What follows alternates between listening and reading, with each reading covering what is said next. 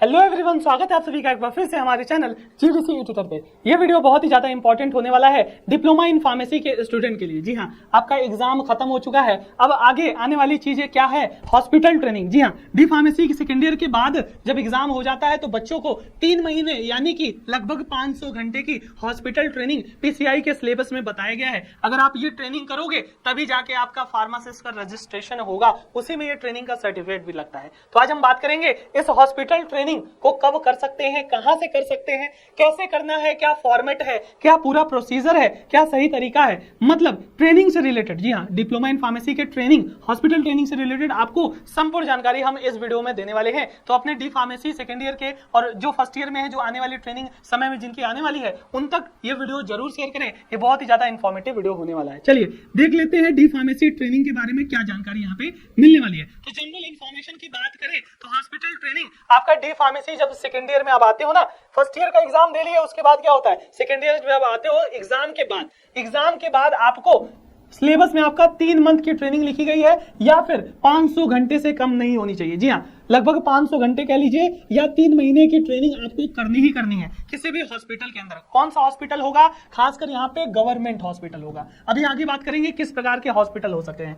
तो government hospital से कम 3 महीने या मिनिमम 500 घंटे की आपको ट्रेनिंग करनी होगी। अब ये पीसीआई ने आपको ट्रेनिंग क्यों कराया? भैया आप फार्मेसी कोर्स कर रहे हो, फार्मेसी में क्या होता है, दवाओं से रिलेटेड उसको डील करना होता है, कभी कभी इंजेक्ट भी करना होता है, कभी कभी प्रिस्क्राइब करना होता है, डिस्पेंस करना होता है। तो इन्हीं सारी चीजों को समझने के लिए हॉस्पिटल ट्रेनिंग का होना बहुत ही ज्यादा जरूरी है। मेनली ऑब्जेक्टिव की बात कर ले तो ट्रेनिंग क्यों की जाती है कि भैया हॉस्पिटल के स्ट्रक्चर को समझने के लिए कि भैया हॉस्पिटल होता क्या है, इसमें कौन कौन से डिपार्टमेंट, ओपीडी होते हैं, आईपीडी होते हैं, कोई कहीं ऑपरेशन थिएटर है, कहीं पैथोलॉजी है, कहीं एक्सरे है, अलग अलग जो डिपार्टमेंट होते हैं हॉस्पिटल में, बच्चों को उसकी समझ हो सके। डी फार्मा कर लिए उसके बाद उनको समझ हो सके कि हॉस्पिटल का स्ट्रक्चर कैसा होता है, कौन कौन से डिपार्टमेंट होते हैं, क्या चीजें होती हैं, उसको समझने के लिए ट्रेनिंग करवाना बहुत ज्यादा जरूरी हो जाता है।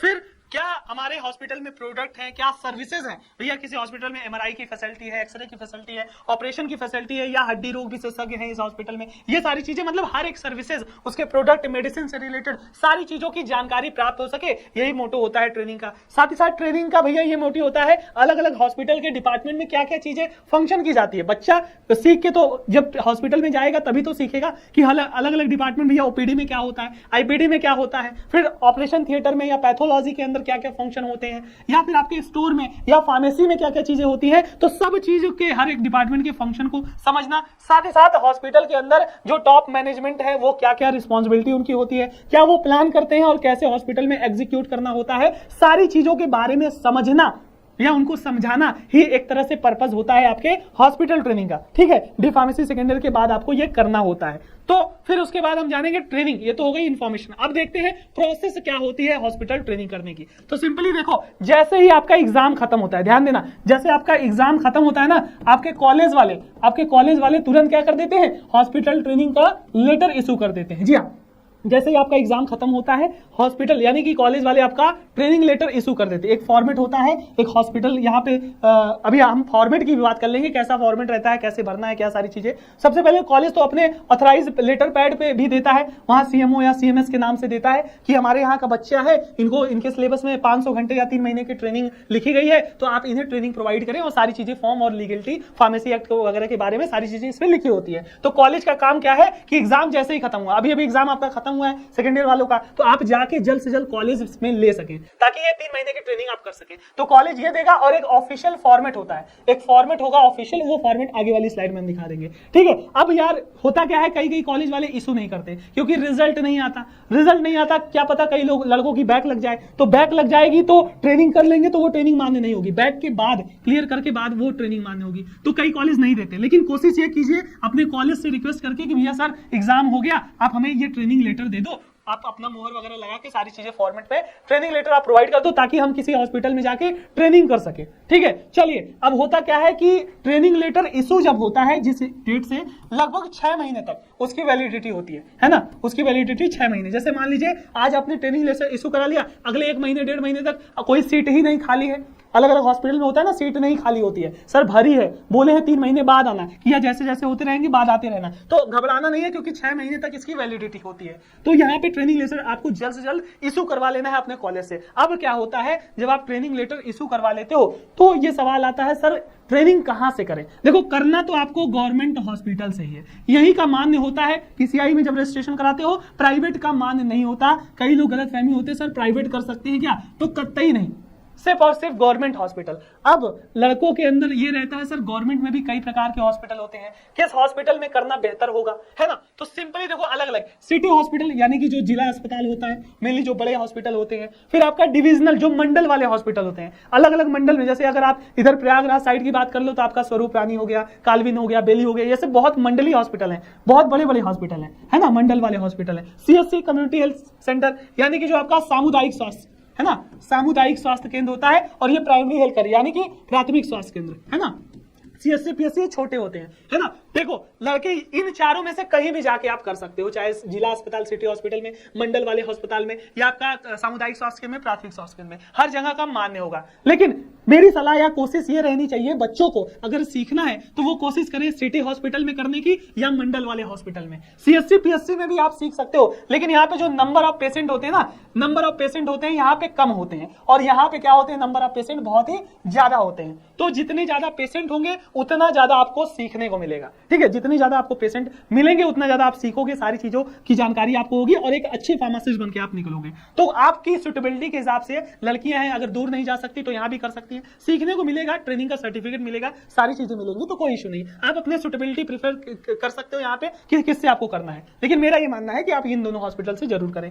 फिर उसके बाद क्या होता है कि इस हॉस्पिटल में जाना होता है, कॉलेज से ट्रेनिंग लेटर मिला, ट्रेनिंग लेटर से इस किन्हीं हॉस्पिटल में जाओगे, या तो अगर बहुत ये सीएचसी पीएचसी, देखो एक होता है चीफ मेडिकल सुपरिटेंडेंट, ये हर हॉस्पिटल में या हर जगह होते हैं, और चीफ फार्मासिस्ट ये भी हर जगह होते हैं। Chief pharmacist, chief medical superintendent, और सीएमओ के अंडर में जो हमारा सीएससी पीएससी और सारी होती है, उसमें सीएमओ के पास आपको जाना होगा। सीएमओ के पास या सीएमओ के ऑफिस में जाओगे तो आपको वहां पे ऑथराइज करके यहाँ पे अलॉट कर देंगे, ठीक है। तो आपको ये लेटर लेके इन हॉस्पिटल के या चीफ मेडिकल सुपरिटेंडेंट के पास जाओगे या चीफ फार्मासिस्ट या सीएमओ के पास आपको जाना होगा कि इस हॉस्पिटल में हम करना चाहते हैं। वहां भी वो सारा फॉर्म वगैरह लेंगे, आपके जो हॉस्पिटल से लेटर इशू हुआ था उस लेटर पे साइन वगैरह करेंगे, आपको अलॉट कर देंगे, और आपको ट्रेनिंग बता देंगे इतने दिन से इतने दिन, आपको 3 महीने के बीच में जो आपको ट्रेनिंग करनी है। क्लियर है, समझ में आया क्या क्या करना है? सिंपली एक बार मैं फिर से यहाँ पे बता दे रहा हूं कि जैसे ही एग्जाम खत्म हो आपको कॉलेज में जाना है, कॉलेज में आपको ट्रेनिंग लेटर इशू होना है, इसका फॉर्मेट अभी मैं आगे बता दूंगा।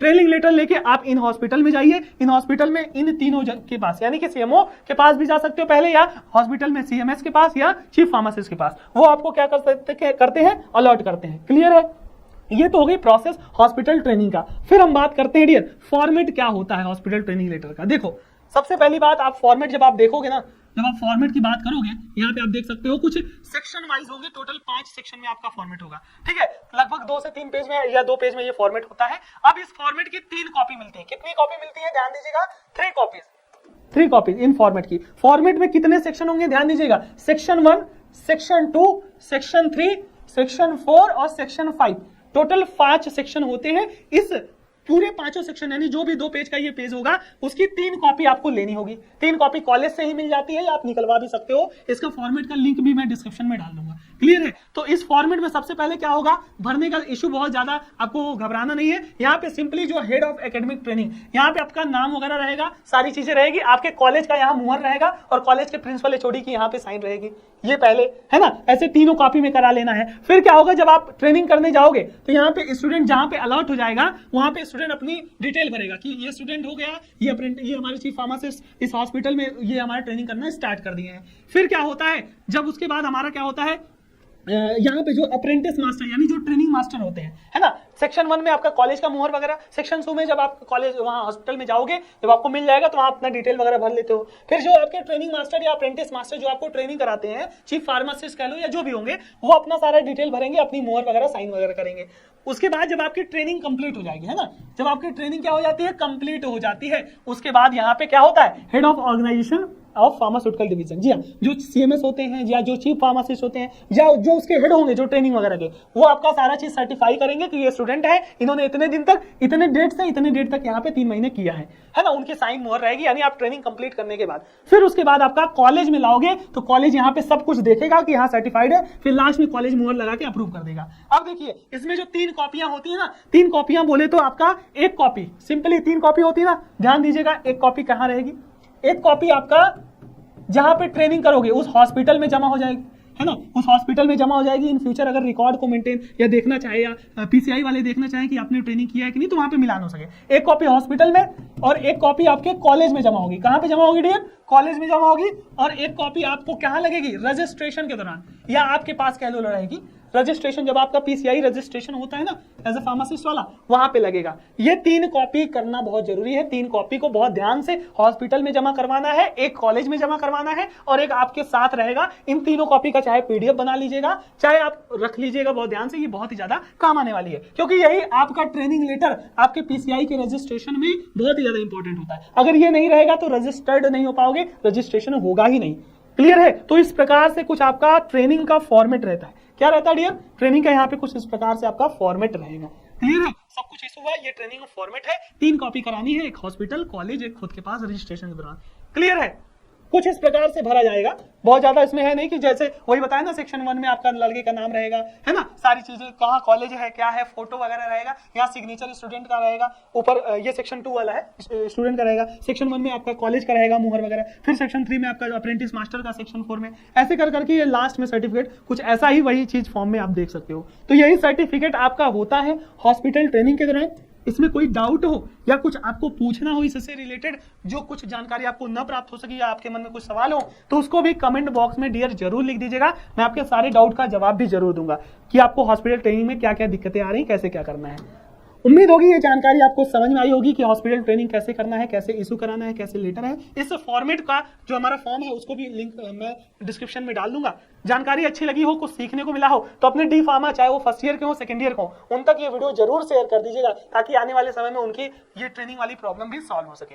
कुछ क्वेरी हो तो कमेंट में जरूर कर दीजिएगा। वीडियो अच्छा लगा हो, कुछ सीखने को मिला हो तो औरों तक जरूर शेयर करें। तब तक के लिए thank you so much, all the very best.